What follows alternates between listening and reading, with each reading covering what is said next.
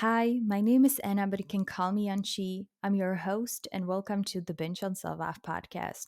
I hope you are all doing really well. And if you're listening to this episode on YouTube, then hey, nice to meet you. This is my first video of me recording this podcast. And that's because today's episode is really special. Today, I had a chance to chat with Katherine Metzelaar, Registered Dietitian Nutritionist and Certified Intuitive Eating Counselor. We've covered a lot of topics from Katherine's journey to becoming a nutritionist, helping people find freedom with food, through the differences between an eating disorder and disordered eating, and how to deal with comments people can make about our eating, to how to make building a healthier body image a priority, not just in 2024. I hope you will enjoy this episode, and now let's get into the interview. Okay, today I am joined by a very special guest, Katherine Metzelaar. Katherine is a registered dietitian nutritionist, certified intuitive eating counselor, and a founder and CEO of Brave Space Nutrition. Katherine and her team provide weight inclusive nutrition counseling to people who want to recover from an eating disorder, disordered eating, dieting, and who want to heal their body image. Katherine, thank you so much for taking your time for being here with me today, and welcome to the Binge on podcast. Thank you so much. I'm so excited to be here. What a wonderful introduction. And yeah, I'm excited to dive into things with you. Thank you so much. I am so happy that you are here, and I have so many questions. But first, I would like to start by learning a little bit about your journey. What led you to becoming a dietitian, helping so many people find peace with food and with their bodies? Yeah. So I like to say that I grew up with a pretty food positive household. My mom was really trying her best to expose me to lots of different kinds of foods. There weren't really any food rules growing up in my house. Of course, there was, there's mealtime, there's snack time, but generally speaking, she tried not to demonize foods only because she was put on a diet at a really young age. And so she knew just intuitively that she wanted to do things differently. But I don't think that she read any books or had access to any information. She was just, trying to figure it out as she went along. And also, too, I played sports. So interestingly, my sports teams were also very food positive. They really encouraged eating and fueling for, practice and games and things like that.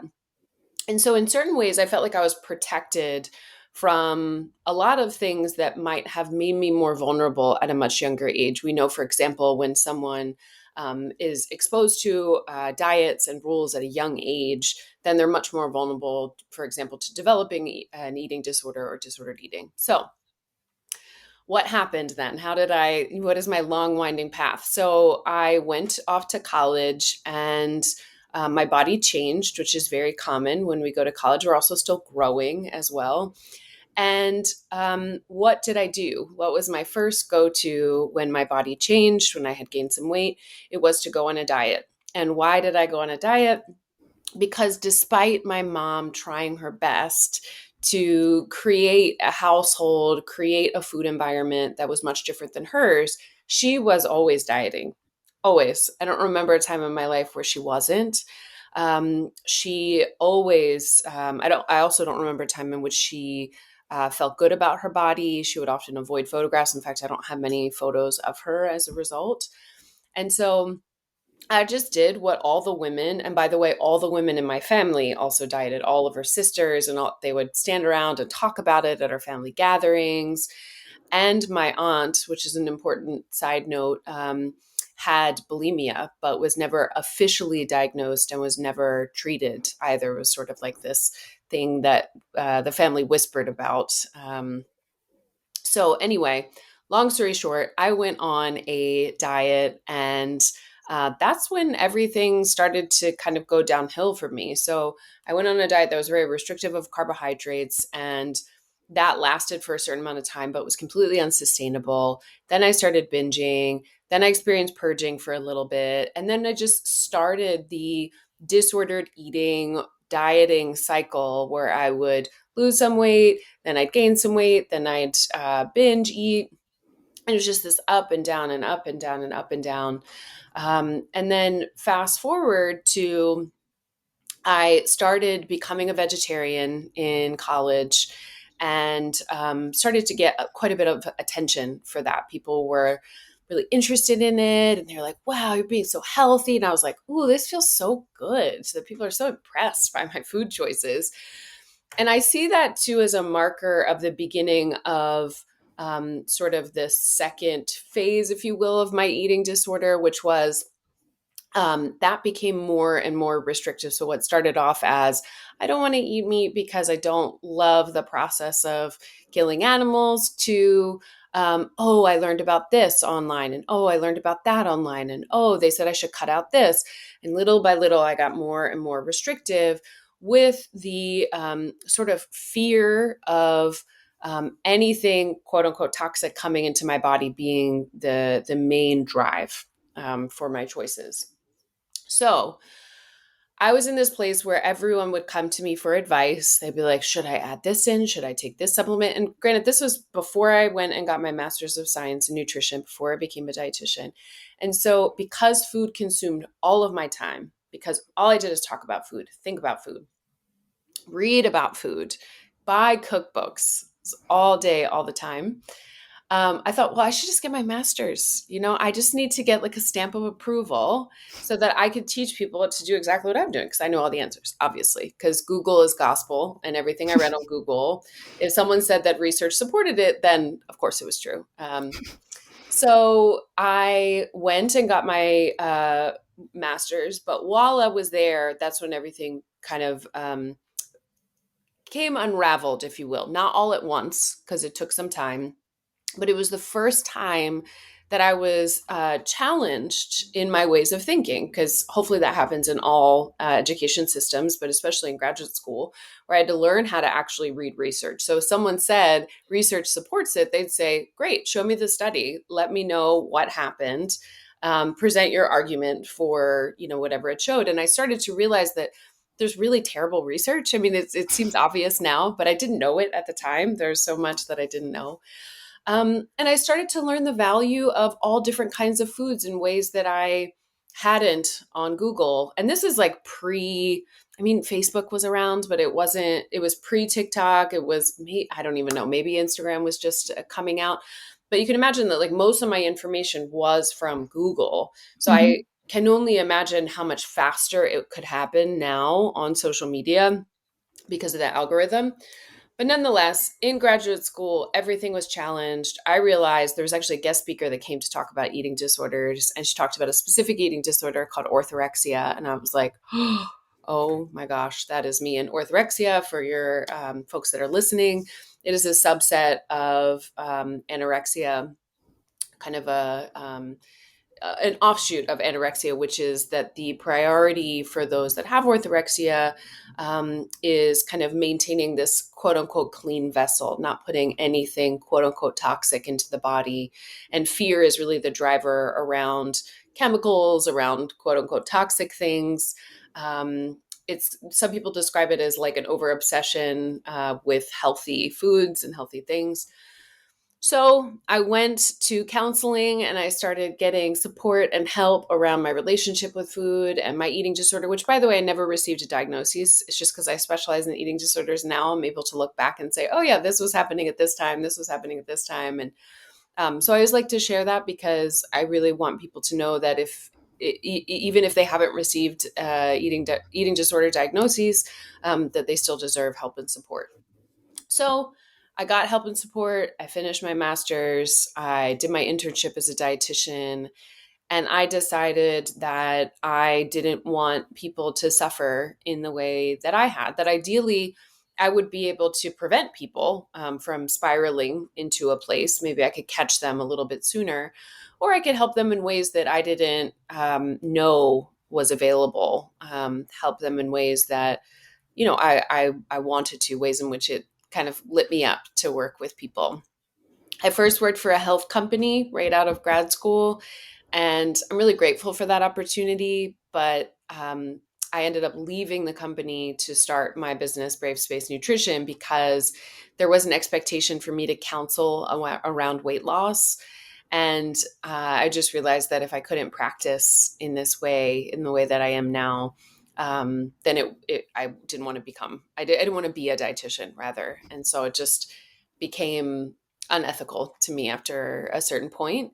Um, but yeah, all of that to say, it was largely my own um, relationship with food growing up, the things that I was exposed to, then how that spiraled into dieting that led to disordered eating and my own eating disorder, and then all of it falling apart in graduate school, and then deciding that I wanted to specialize in this particular area.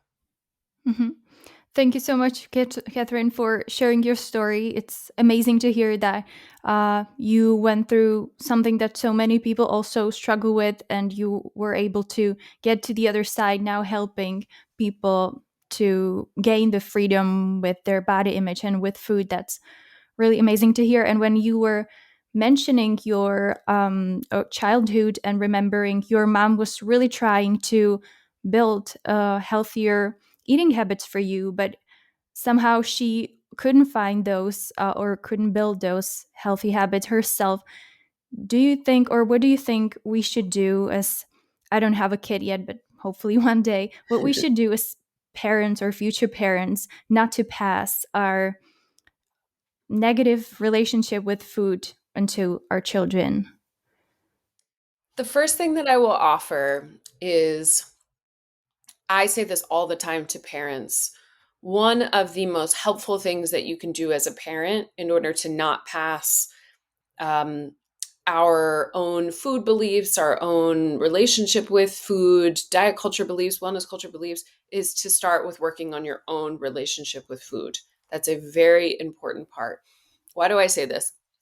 Because so many, couple reasons. One, so many of the teens that I worked with over time, when we start looking at what are the things that are impacting them, we first go into the family system, what's happening in the household, because we know that that has a huge impact, often much greater than what's happening out in the world, although that has an impact too, right? We can talk about that. But we have to address what's going on in the home. And while I know parents are trying the best that they can, they don't do it intentionally. So much of it is rooted in love, because maybe it's based on an experience that they had. Maybe they're worried about their kid. Maybe they've been told by their doctor XYZ about what they should cut out, et cetera, et cetera.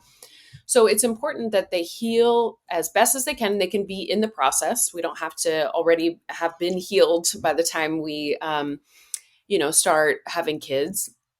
But nonetheless, working and healing our own relationship with food in our body is a really beautiful place to start. And understanding the ways in which diet and wellness culture show up. It is so sneaky. It's so sneaky and so insidious. I often say, when we start to learn about it, it's like this whole other world that we didn't know existed. It's like we exist in this world, and then all of a sudden we're like, what? And it's like this invisible world, something out of like a sci-fi movie, right? You're like, oh my gosh, it's been right next to me and I couldn't see it. This is crazy. So, we wake up to the fact that we have been existing in diet and wellness culture. And as adults, we have to go through a process of understanding the ways in which it has impacted us, our food beliefs, our relationship with food, our relationship with our body, and start to challenge them over time, or else we run the risk of passing them on to our kids. And it's not intentional. I say this, for example, parents can be trying their best. And this is a great example is what happened with my mom growing up. Parents can be trying their best, and they're serving their kids the food. They're like, yes, I'm going to add in the carbohydrates and I'm not going to, restrict my children. And then what does, for example, let's say mom do? Mom has the meat and the vegetables and says, okay, well, the kid won't notice. The kid always notices. It's not always just about what you say. It's also about what you're doing. So one, work on your relationship with food in your body, whether that's seeking out one-on-one counseling, whether that's joining a group. There's a lot of really great mom groups where they are working on collectively healing their relationship with food in their body. And also reading some books, listening to some podcasts, educating oneself on how to feed the young child, because there's a lot of information out there, and understanding it's not easy to feed kids. And They, can be picky and they only want certain foods. And we worry that they're going to eat too much sugar. That's a common thing that comes up with parents. And so learning how to navigate that, knowing that your kids are going to be okay if they eat sugar, that what's most important is consistency and adequacy, and that kids get to decide what they eat. I could go on for a long time about feeding the young child if you can't tell. But I think if I had to choose one, it would be starting with oneself, working on your relationship with food in your body, because they will see things, they will pick up on things, and you get to implement the things that you're learning along the way. Yeah, yeah, yeah. It makes a lot of sense because I was thinking that oftentimes the parents try to say one thing, but they do the other thing. And when you see your mom eating every time for example, my mom would always eat a salad for lunch and she would never have the same lunch that we did. And she was always looking for magazines and TV shows where they would recommend how to lose weight. And even though she didn't try to put that on me, obviously it passed on me. So I think that the action is obviously louder than the words or what she Yeah, says or the absolutely. parents say. Yeah, we talk a lot about modeling. What are parents modeling for their children? And while parents aren't intending this and they are trying their best, I like to emphasize that because Yeah. um, I want there to be some compassion that I send towards parents, because they don't often know or they're not sure. And I also say to the individuals that I work with that have experienced harm in the hands of their parents, that intent doesn't negate impact. That while their parents were trying their best, it's still their behavior still caused harm in the long run. But you're absolutely right. What our parents are modeling, we are seeing and picking up on, and especially for women with our moms or girls, they're noticing things. Yeah. One more thing that I wanted to touch on when you were sharing your story was disordered eating versus eating disorder. Maybe could you explain that a little bit to the listener? Because I often feel like that a lot of people feel like they have a problem, but they don't have enough problem to ask for help or ask for support. So maybe if you could explain that a little bit. I believe that if there's chaos in the brain, you deserve help. Full stop. If there is chaos about food, if there is chaos about your body, then there should be no questions asked that you deserve help. And also, what I encourage people to do, and I'm going to answer your question in just a moment, what's the difference between disordered eating and eating disorder? What I encourage people to do, though, is if you're wondering, reach out to any of the clinicians to have a discovery call, to ask these kind of questions, to talk about what you're going through, and we will give you an honest answer. I would say that 100% of the people that I talk to are candidates for nutrition counseling. I have yet to have talked to someone and said, I don't think that you are a good candidate. Now, I will say, as an aside, a couple of times if they're looking for weight loss counseling, that I'm not the best fit. But nonetheless, going back to what you were saying, difference between disordered eating and eating disorders. So the way I like to describe it, I have a wonderful blog that I wrote that I can also share with you and your audience. But it's really about a spectrum. So if we think about the spectrum as disordered eating being on one side, or maybe normative eating on one side and eating disorders on the other, disordered eating is kind of in between. So it's that eating disorders receive, those individuals that have eating disorders receive a diagnosis because they fit specific criteria. And what's that criteria? We use the Diagnostic Statistical Manual, where there's specific descriptions for each eating disorder that say, a person has experienced X number of symptoms in X amount of time. And we go through that and kind of check the criteria. And if someone meets all of those, then they receive official diagnoses. But what happens when someone doesn't check all those boxes? What if, for example, someone is not purging once weekly? What if they're purging once a month, or some months they're purging twice a month, right? Or what if someone is binge eating, but they're not binge eating 3 times a week? They're binge eating once a week. So this is when we start to move along the spectrum. So we go from eating disorders into what some people call subclinical eating disorders, and we're kind of entering into, again, on the spectrum, disordered eating, which is there's a collection of different kinds of disordered behaviors that are happening, but they don't fit into a box. There's not a frequency that meets the criteria for an eating disorder diagnosis. Everyone on this spectrum is deserving of help and support. So we're just talking about a change in frequency of behaviors as we're moving throughout. Also, too, it's important to note that those with eating disorders, it is a mental health diagnosis. They are mental illnesses in comparison to as we move through the spectrum. There are some differences that we see with disordered eating versus an eating disorder diagnosis.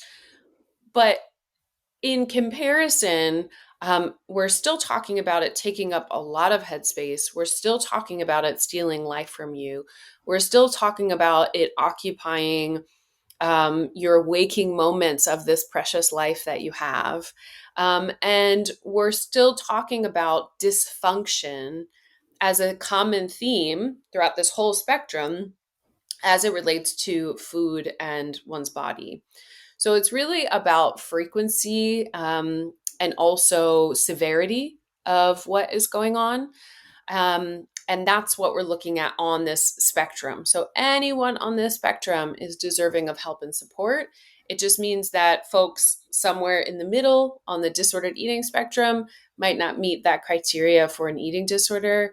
And that's okay. It doesn't mean anything besides they don't fit that specific criteria. And maybe there's just less frequency of the disordered behaviors.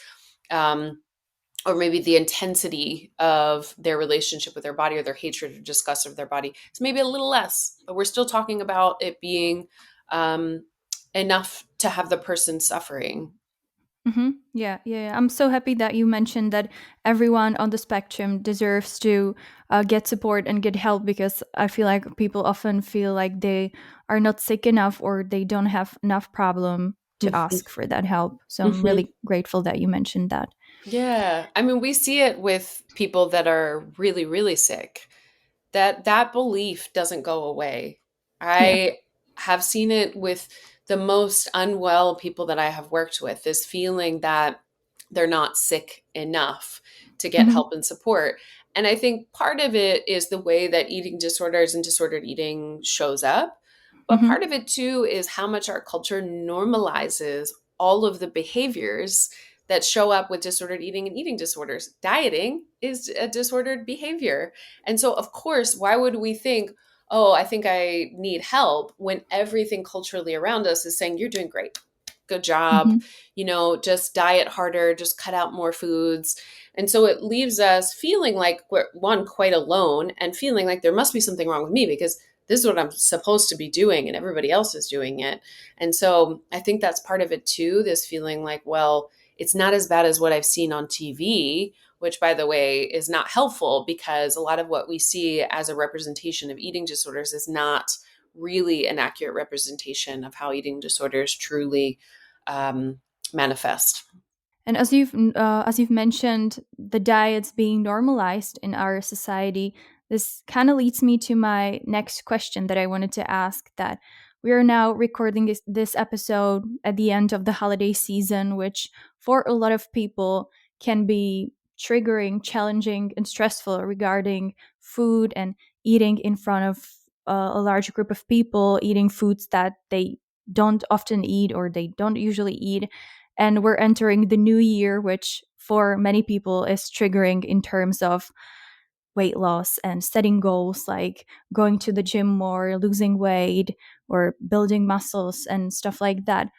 What would you think, or what would you recommend to people to don't follow this kind of like this, not trend, but like this way, but maintain like a healthier body image and healthier relationship with themselves?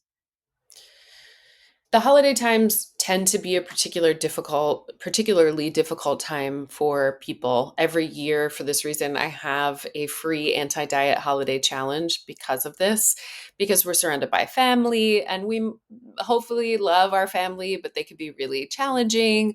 There's often foods, as you mentioned, that we are exposed to. Um, and there might be certain foods too that we only get one time a year. So we might notice having more of them.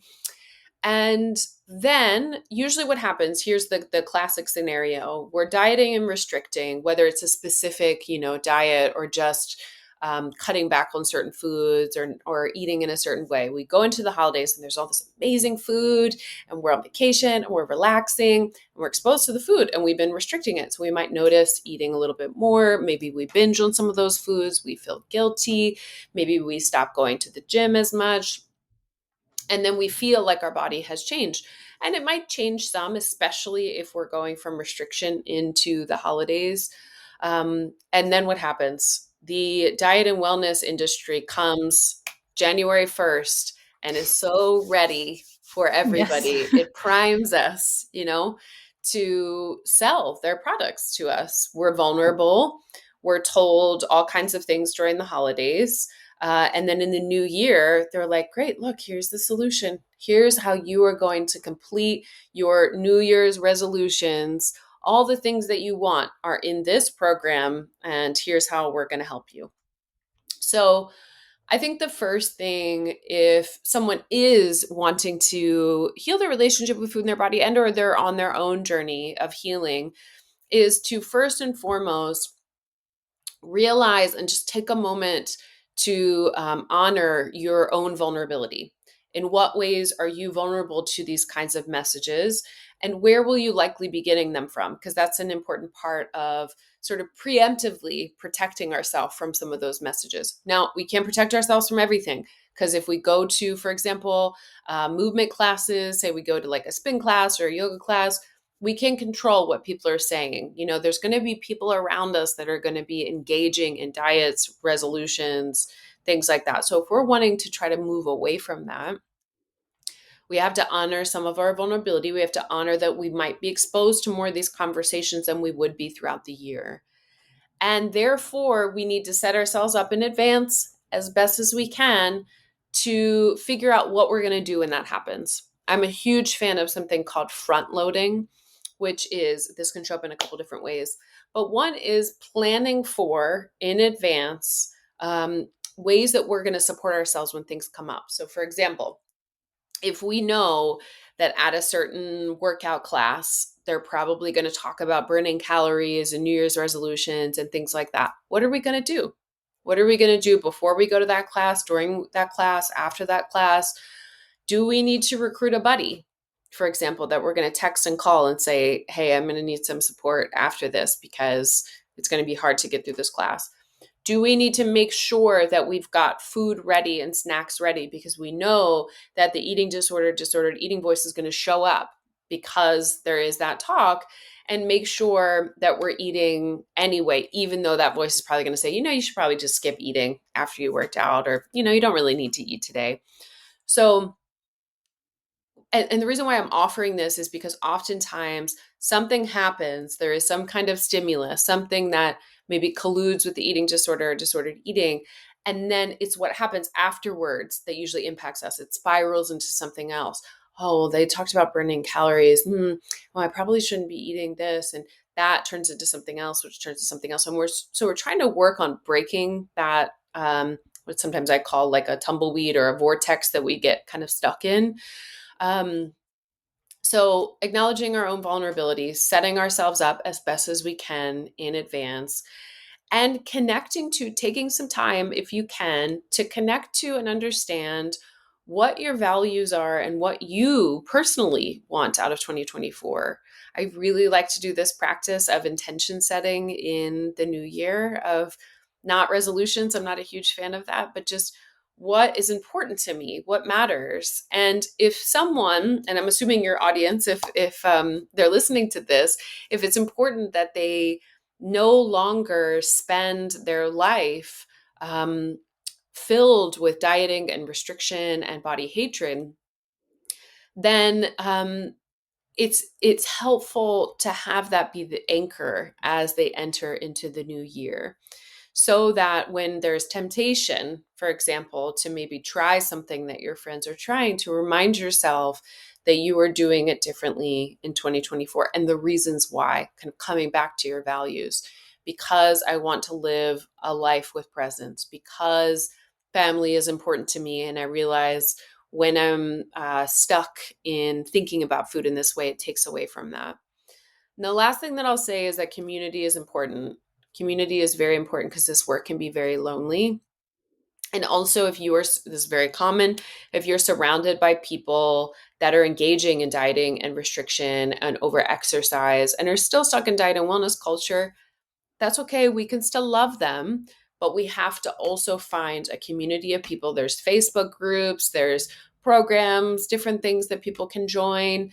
Even listening to a podcast, I think, is a way that we can also connect to community like yours. um,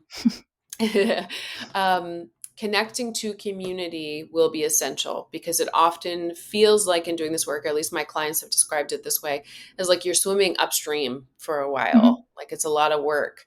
And when you have people alongside of you, it makes a huge difference, especially during like the New Year time, coming out of the holidays, entering into this, what I consider just a really vulnerable time for people. So we want to be extra sensitive with ourselves, extra supportive for ourselves as best as we can. Hmm. Yeah, it makes a lot of sense, especially the community. I agree with that. And but sometimes I feel like community or like social media have like two sides. Sometimes they can that's a great space where we can find support and people going through the same things, but the other times, sometimes when we're trying to build a healthier relationship with food and with ourselves, there's tons of people who share like unhealthy diets and quick weight loss and everything. And sometimes we kind of look up to those people or look up to them as sources of information, as you mentioned earlier that in your earlier years you were using Google as a source of information for everything. And now I feel like a lot of people reach out to social media to get the information how to, I don't know, how to lose weight or these like all of these goals. Have you find like any balance or way how not to let these people or these diets and stuff like that affect us when we are on social media? Social media is such an interesting world, right? Um, we need to be cautious about who we're following as best as we can. Um, to your point, we can get so much rich information, especially as we're beginning our journey or just in thinking about, as we were talking about, finding community, connecting to people that are either dietitians like myself who are sharing information, other people that are on their own journeys. And there's a couple things. One, there's the toxic folks that are on social media that are going to be talking about things that you were trying to move away from. So we need to unfollow them. We need to, and if we're not ready to unfollow them, you can mute them. You can this is something else I recommend, put their name in your notes app on your phone and then unfollow them. If you want to come back to them, you can, but give yourself a couple of months and just go back to that list. It is okay to unfollow people. Please unfollow. Use that button as much as you can. The next thing is, I think that we all need to limit. I know it's easier said than done. I am working on it personally, but we need to limit our social media time. It is not helping most of us for a whole host of reasons. And I think that there are all kinds of really beautiful ways to learn and find community that don't require that we be on social media. And I'll add that oftentimes, and I see this with my clients, and I know this generally, specializing in eating disorders and disordered eating, that while it can be helpful to see people that are on a similar journey to you, for example, let's say someone is wanting to develop an intuitive eating relationship with food, or people show like my journey to from the eating disorder to recovered. There are certain elements in certain ways that can be helpful, but sometimes it ends up not being helpful and it does the opposite. Because what happens? We start comparing our journey to their journey. We start comparing our body to their body. We start comparing how they're eating in certain ways to how we're. And it just scrambles everything and tends not to generally be as helpful as we think it might be. So I would say media literacy is important. There's also just, oh, there's so much mis and disinformation on social media. There's no fact checking. So people will say all kinds of things. So I often say that a good guide for social media is like if it is related to food and it is causing you anxiety, like if it's fear inducing, if it's very sensationalist, like you'll never believe that X, or like, did you know that blah, blah, blah is killing you? I don't know. It's just so, this huge statement. I've heard it all on social media. It probably is inaccurate, and or they're taking something that they may have heard and turning it into something that isn't substantiated. So I guess all that to say is that we want to be really cautious when we're on our own healing journey when it comes to food and our relationship with our body. Unfollow people, follow new people, right? Look up hashtags, look up, we got to be careful because the algorithm picks up on things so quickly. And then before you know it, you're just like you're being fed all kinds of stuff. Um, and diversify the ways in which you're getting information. If social media is a place you like to hang out, great. Try to change some of the people that you're following and unfollow people that just aren't helpful. If you're realizing that following someone every time you see them and you get off and you realize you start criticizing your face or your body, probably not the best person to follow. And look, they might be talking about ways to do your hair. I don't know. They could be talking about anything, but if the impact on you is that you leave feeling worse than you did coming into it, unfollow. Then think about diversifying where you get your information. Maybe do a little bit of social media, you limit it. Then you listen to your podcast, and then you read a book, and then you check out an article. That there's many different places that we can learn from as we're on this journey that don't require that we stay on social media all the time. And I would say I would recommend not getting all of the information off of social media. Yes, yes, I totally agree with that. One thing that I wanted to also ask was um, oftentimes when we are maybe trying to change something in our life, we're trying to maybe incorporate more foods into the way we are eating or change our habits. And we live with someone, whether that's our family, friends, our spouse, or whoever, we can get comments from those people surrounding the portion size or the foods we eat. Do you have any tips how to deal with those types of comments without kind of like letting those comments get too much into our minds? If that makes It's sense. Yeah, it's really challenging depending on who's saying the comments. So you're talking about partners, you're talking about family, and I think those comments can be particularly tricky for a couple of reasons. And when I say tricky, I mean in comparison to strangers. Because oftentimes when I talk to folks, they'll say, if I was out in public and someone was like, do you really need that second helping? They would feel usually, not always, but usually a lot more freedom to say, who are you talking to? Right. Or they might say something of like, yeah, I do want a second portion. What are there'd be a little bit more indignation, but when it comes to family and partnerships and people that we want to maintain relationships with, it gets much more challenging. One, because it tends to be more hurtful from coming from the people that we love. Two, because it's much more challenging to set boundaries with people where there's more risk, which tends to be people that we have closer relationships to, because the risk is, or often the fear is that the relationship will rupture, right? The relationship will change if we were to set a boundary and say something or ask for something. So I first want to acknowledge that it is challenging. Those situations are tough, they can be hurtful, and they can impact us for some time. I'm seeing this, or I often see this at this time of year with my clients. They go home and they come out, and it's like we've been working on something for many months, and then it just unravels because some dad says like, Do you really want that second helping? I think you've had enough. And then we have to work for months to try to get back to where we are. So, what then do we do? What do we do when our family is making comments? We've got a couple different options. One is that the first thing, and I would say before we jump into what can you do, the first thing that I teach my clients to do is understand what happens for them when someone makes a comment. What happens internally? So, what's our response? What do we notice in physical sensations and thoughts, in emotions? And then what then can it lead to afterwards? We have to understand some of that because we have to know how we're going to take care of ourselves when someone makes a comment. That's an important part that we'll come back to in a moment. So, first, understand how we respond. And what I mean by that, do we tense up and turn inward and kind of shut down? Or do we get really angry and hot and really want to say something, but we don't? Do we explode? Is that kind of our response? Do we get completely numb and disconnect and then notice like not really feeling hungry, right? We want to get curious about our response or reaction to these comments.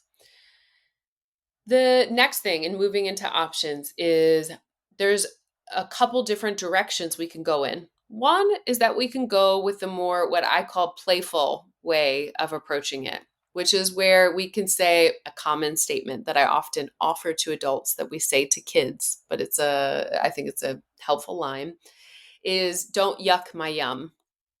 Don't say something is yucky to something that I think is yummy, right? So we can be playful and have statements like that if, mom is saying like, "Oh, do you really need that second plate?" or you've had enough. Just mom, don't yuck my yum. Pay attention to your plate, not mine, right? There's a playful nature that some people like or prefer, or like, yeah, I want a second plate. Yeah, I'm so hungry. So there's that direction we can go in, the playful direction. We can go in the other direction of, and I'm going to go in the scale of often what feels harder for people. So that one usually feels pretty approachable. The next one is not saying anything. So this could feel sometimes a little bit awkward, but I really like to give people permission to not respond. And of course, it depends on what the person is saying and if they're asking a question. But you can and have permission if someone says, "Wow, that's a lot of food," for you to say or respond with,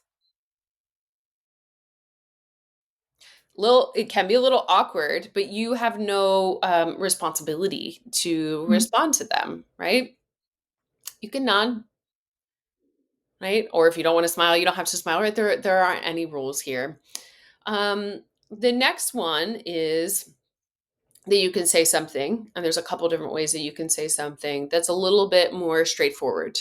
um, you can say, "Please don't make comments about what I'm putting on my plate. That isn't super helpful." Or "Mind your plate and not mine." That one's a little bit more playful.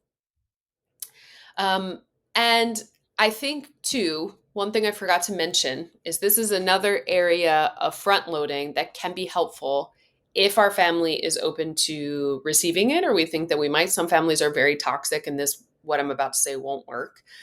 But if they're open to having a conversation before the holidays start, what I often recommend to my clients is saying, "Hey, parents, hey, family, um, maybe you haven't talked to them about the work that you're doing. Say, I'm working on healing my relationship to food and my body." One of the things I've realized is that when people make comments about what I'm eating, what I put on my plate, or if I take seconds, it tends to really be not helpful for me. And so I'm wondering if this year we could work on not saying that. And I'm trying to work on not saying that for other people too, even though we are not doing it. This is just part of the uh, activity, if you will. I'm trying to work on not saying it too. And so I'm wondering if we could hold each other accountable. So if you could not say it, and if you notice me saying it, if you could notice, catch me if I'm saying it. So this way it feels like a team effort, like we're both working to pay attention to whether or not we're saying it. And then come up with a way, because here's what happens. We say this, and then inevitably someone says something. We work up the courage to say, "Hey, could you please not make comments this year around food?" And then mom's like, "Do you really need that second serving?" And it's like, oh, so painful because you've worked so hard to try to talk about the things that you need. And usually it's not intentional, it's just because it's new. It takes a while for us to learn new things. So it's important that people, when they're having the conversation, to say, okay, when it does come up, might not, but when it does come up, how do we want to navigate it? Is it okay if I just say, Mom, remember we said we're not going to talk about that? Or, hey, I just like lift up a finger.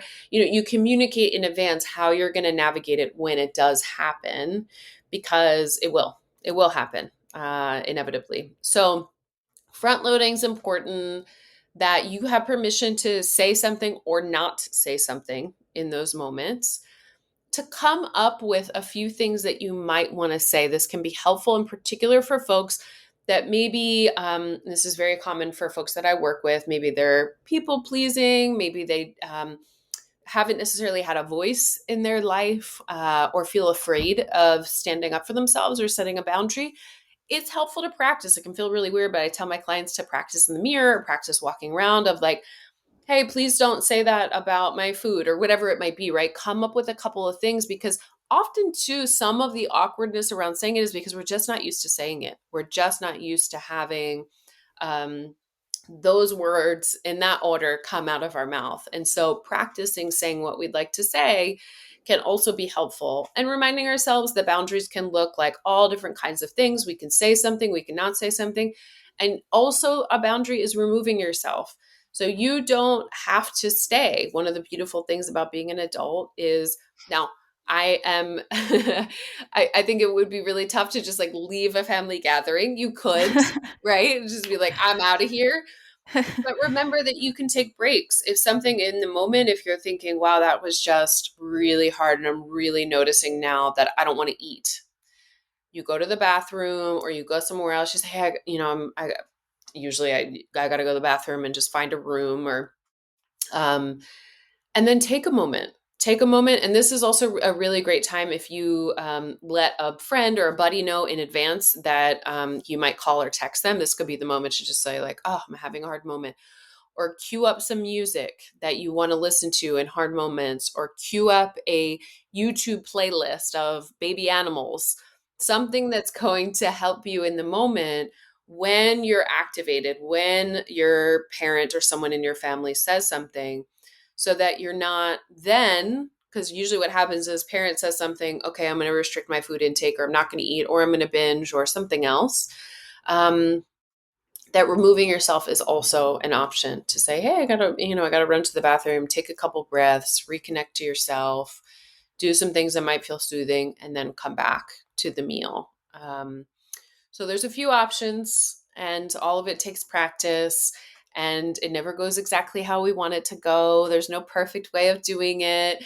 Being a human and being in families is messy, and it's especially hard when we're on our own healing journey and our families are not. So it's not going to be the time that we're probably going to educate. It's not going to be the time that we're going to say, like, you know what, although this could happen, but like, you know what, Mom, you really need to read this book. Or um, we're trying to sort of get through the holidays in certain ways. And with practice, it does all get a little bit easier. Um, but it can be tough with families. Yes, yes. I'm really glad that you mentioned that.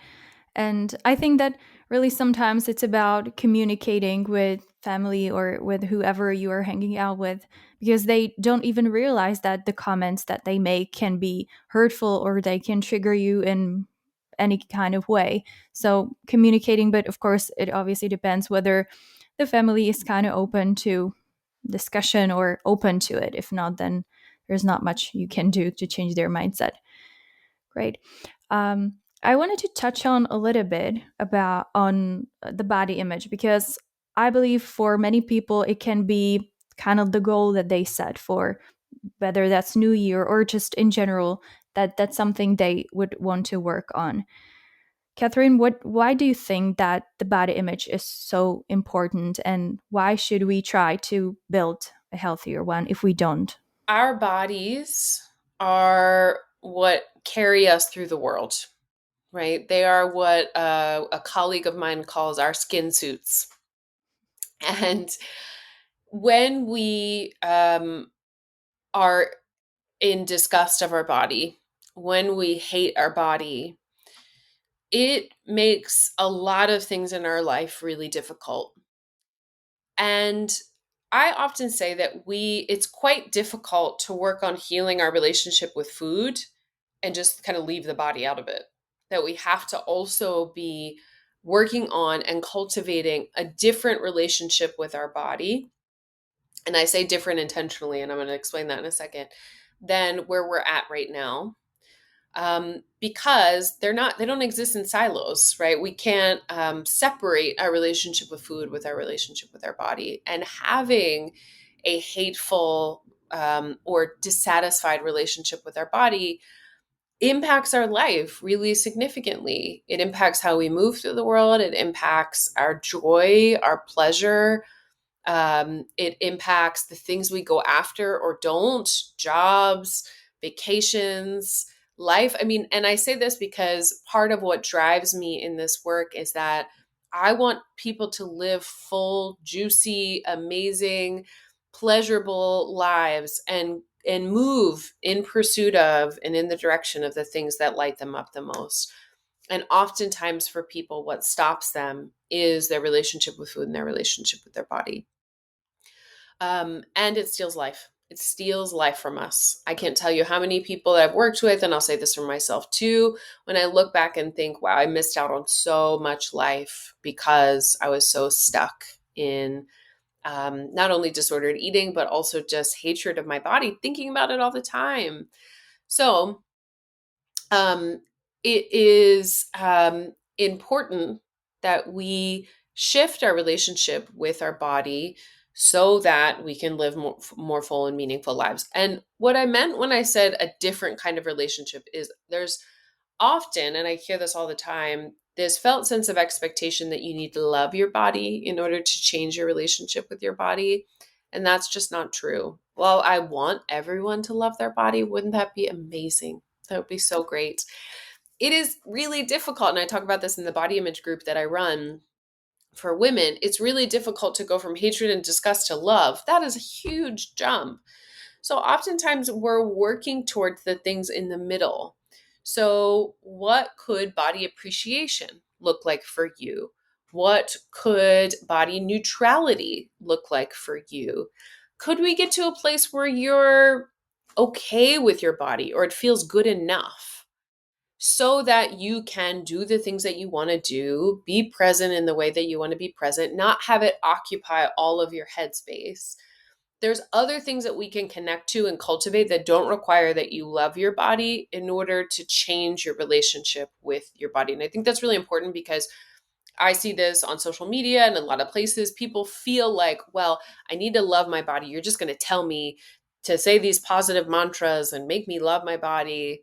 And that is definitely not the case. I think that a lot of times, even the ways in which at least body positivity is portrayed can often mimic the same kinds of things that we're told from diet and wellness culture, even though I know that's not the intention of like, you got to love your body, do it this way. And it just ends up feeling like something else we're doing wrong. And instead, I encourage folks to connect to what their body can do for them instead of what our body looks like externally. You know, we are raised essentially from birth and taught that our outward appearance is the most important thing about us. And so therefore we end up seeing ourselves like an outsider looking in. It's what happens with something called self-objectification. So we no longer relate to our body from the inside. Wow, I appreciate my body for doing XYZ. Wow, I feel connected to it. To, oh, my body looks like this, or we'll be sitting there and catch ourselves and think, oh, you know, my thighs look this way, or my belly looks this way. So we're trained to really see our body as an object. And so part of what we're doing in doing body image healing work is training ourselves out of that, to not think about and relate to our body as an object, but rather something that is carrying us through this life, and try to connect to what it can do for us, what it can offer to us, what it allows us to feel, see, experience. And it takes time. And our relationship with our body changes, ebbs and flows. Also, too, because we age and our body's constantly changing. It's a myth that our body stays the same for the entirety of our lives. We see this a lot. I see this a lot with women. And of course, we feel this way because of all the messaging that we're exposed to around what our bodies are supposed to look like. But it can be a really painful process. There's a lot of things that our body has experienced. And as we begin to unpack and examine what's in there, we realize that there's been a lot of things that we have experienced that are really hard and that have likely contributed to how we are in relationship with our body. I also often say that our relationship with our body is just like any other relationship in our life. It's got ebbs and flows. Sometimes we're so mad at it, just like in our, relationships or our partnerships. Sometimes it's really, great or a little bit better. But that just like any relationship, we have to work on it. We have to cultivate it. We have to learn new skills. Sometimes things work, sometimes things don't work. And that is another relationship that we maintain for the entirety of our lives. Yes, yes, I totally agree with that. That we often overlook how important that relationship with our bodies is, because that's the only relationship that we are guaranteed will last with us forever. Yes, Yeah, I love that. and as you've mentioned that we often find it difficult to accept that our bodies are changing, because every stage of our lives we are going through, our bodies are changing. Do you have any maybe tips or advice how to try to accept our body at every stage it is at currently? The first thing that I think of is accepting and leaning into the fact that our body will continue to change. I know that sounds obvious, but I actually don't think that we feel that. Oftentimes, we become, as humans, attached to things generally, um, and expect that it won't change. We could apply this to so many things, right? But especially when it comes to our body, that we don't think that our body is going to change as we age. We might conceptually know that, but as it's happening, it can be surprising, it can be challenging, it can be frustrating. So the first thing is we want to acknowledge that it's going to happen. To absolutely start with so much compassion, so much compassion. And compassion, for folks that are listening, a lot of times if they don't practice it, isn't like you are great and this is, you're going to get through this and like you go. Those are great if those resonate, but that's not what compassion is. Compassion is an acknowledgement of essentially our own suffering in the moment, or another way to describe it is things that feel challenging and honoring that. This is really hard for me to see my body aging. This is really hard for me to not try to change my body shape and size as it's shifting and as I'm noticing. It's really hard for me, right? So we take some time to practice self compassion, to bring in some mindfulness, to acknowledge that we're not alone in our own suffering. And I think the other thing too is like we have to be thoughtful about who we surround ourselves with, both online and offline. So if we are only, because this is what happens culturally, we see the same shit over and over again. We see the same body type, we see the same generally younger person in ads and things like that. And so what happens to us? We start to feel like there's something wrong with us, and that's what we're supposed to look like. When in reality, that's not what the rest of the world looks like. There's diversity in race and age and body shape and size. So we want to curate our feed if we're on social media and pay attention to who we're surrounding ourselves in person, so that we can have people in our life that also have, maybe they don't have the same bodies, but they're experiencing similar things, or we can see that there's diversity. As we're aging, we can see other people around us bodies changing. We can see that not everybody looks like what we see on social media. We can see that it's normal to not have the body that we had in high school or in college when we're in our 50s and 60s, right? I think it's important that our brain, or I know it's important that our brain and our eyes see that we are not alone. This kind of comes back to the community piece of things, and see that there's nothing wrong with your body. There's nothing wrong with your body. It is simply just experiencing life. Aging is normal and natural, and also changing in shape and size. That we gain weight. If we're going to normalize losing weight, we also have to normalize gaining weight. And so, expect that your body will change, which doesn't make it any easier in the moment. Surround yourself with community. Pay attention to what you're exposing yourself to, and give yourself some grace and compassion that it can take some time to move into acceptance. You don't have to arrive there right away.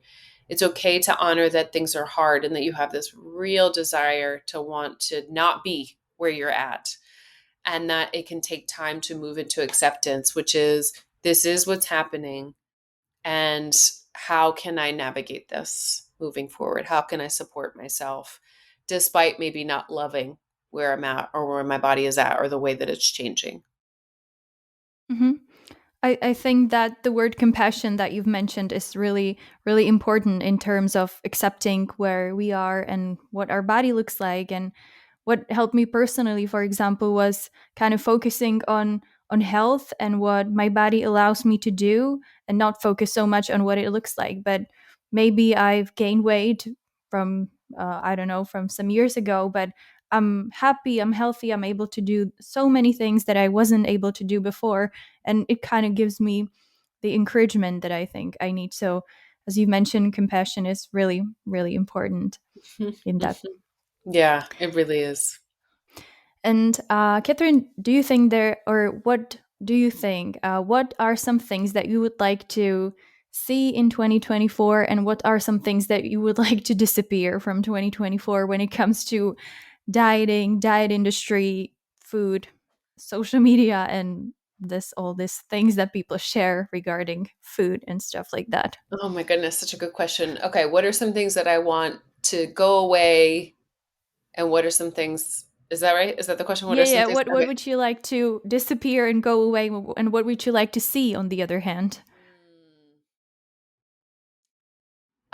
What I would like to go away is people believing and advertising that they are experts around food when they have no training and no education around experts on around food. And because I see this all the time, people are what we call armchair experts. So they read a couple of things. I mean, I was totally guilty of this in the past.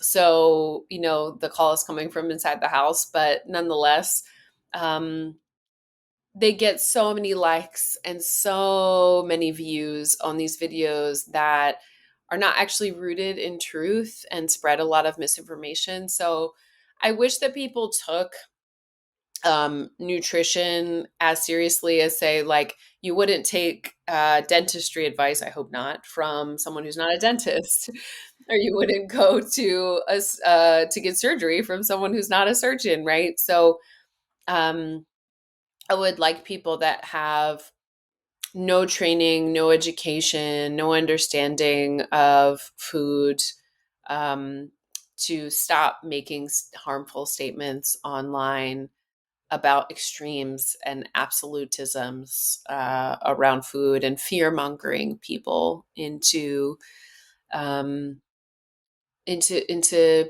into cutting out foods, into just being afraid of food generally. Um, and what I'd like to see more of in 2024 is less extremes, less polarizing of good and bad and healthy and not healthy, and realizing that health is complex, and we have been told that we have a lot more control over it than we actually do in many ways. This, I want people to be taught. Here's the thing: I want people to be talking about social determinants of health a lot more than they do, which are all the things that contribute to our health and well-being, that have nothing to do with food and movement, that have the greatest impact on our overall health. Because, in our culture, and of course this shows up on social media too, in our culture, we really like to simplify things. Well, it's just the way you move, the exercise you do, and the way that you eat. And we forget that for a lot of people, there's a lot more, that we're all impacted by the social systems we exist in, by socioeconomics, by education, et cetera, et cetera. And this is especially, for example, in the US. And so I just want to be ideally more nuanced conversations. It was like social media is not a place for nuance. Um, but for us to really start questioning what we see, and for people to not be speaking in absolutes just out in the world, that either it's this or this. And yeah, and really tailoring health and well-being to the individual, rather than trying to say this is right for everyone in the way that I'm saying it. Mhm. Yeah, great. It makes a lot of sense. Thank you Yeah. so much for sharing that. Yeah, of course. Of course. Katherine, thank you so much for this amazing conversation, for being able to talk to you, and for you sharing so many amazing advice and information to our listeners. I would like to ask you if anyone maybe now listening to this podcast wants to reach out to you, where they can reach out to you, where they can get in touch with you. First, definitely on my website, Brave Space Nutrition, BRAVE space. So all one word, nutrition.com. Also, a really wonderful free resource, my weekly newsletter that I send out, called Dear Diet Culture, It's Me Sunday, where I send tips, I send advice, all about healing your relationship with food in your body. I also put blogs and videos and things that I think are helpful along the way. So those are two great places. Social media, Katherine Metzelaar, at Katherine Metzelaar on Instagram, at Katherine Metzelaar on TikTok, at Katherine Metzelaar on YouTube. And so, all places, if someone is wanting to learn more and connect with me, you can either reach out on the website, reach out or follow me on all of those places. Check out the blog too. Speaking of free resources, our blog has so many wonderful articles. If someone's like, I don't know where to start, or I want more information, those can all be really great places to begin. Awesome. Thank you so much, Katherine, for being here today. I really appreciate it. Yeah, thanks for having me. It was such a pleasure to speak with you, and yeah, I'm excited for your audience to receive this episode. Thank you. Thank you so much for tuning in today and for listening to this interview. A huge thank you to Katherine for taking her time and chatting with me. You will find links to Katherine's website and social media in the show notes, so make sure to check them out. If you enjoyed today's episode, make sure to subscribe to the Binge on Self Love podcast on any platform where you get your podcasts. And I'll be back next week with another episode. Until then, take care and talk to you soon.